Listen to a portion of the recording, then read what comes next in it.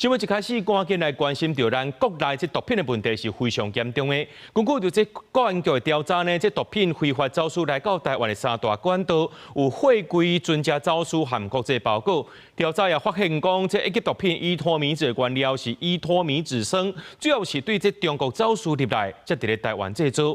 那咱的調查局有想要和中國迄邊做爭取的交換，但是對方卻是無啥愛回應。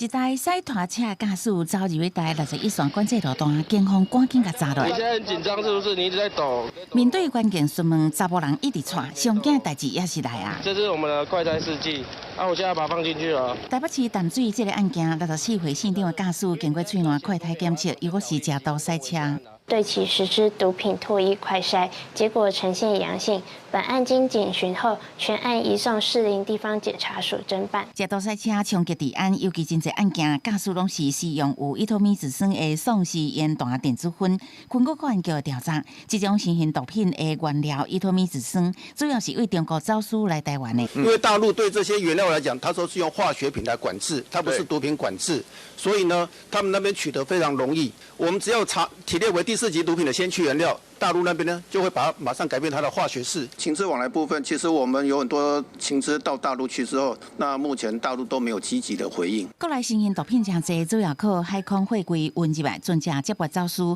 也甲國際包裹架送，這3道路線非法運入來。雖然公安局講引進無人機等先進科技，強化甲國內外機關的爭取交換，啊，不過佇咧面對像講中國等，連調查局都講對方無積極回應，共同緝毒面臨挑戰。共同打擊犯罪，因為是各國政府的目標，每個區域的目標，所以在這方面合作還是會有的，只是可能有時候它會有一些時效性的問題。情資真的非常重要，會有提前布局。比起毒品入境流入市面了後，愛用更加濟人的查緝甲防治。學者建議政府相關部門對內愛專業佇源頭阻斷切斷供應，對外應該思考安怎增進跨境執法合作。記者採訪報道。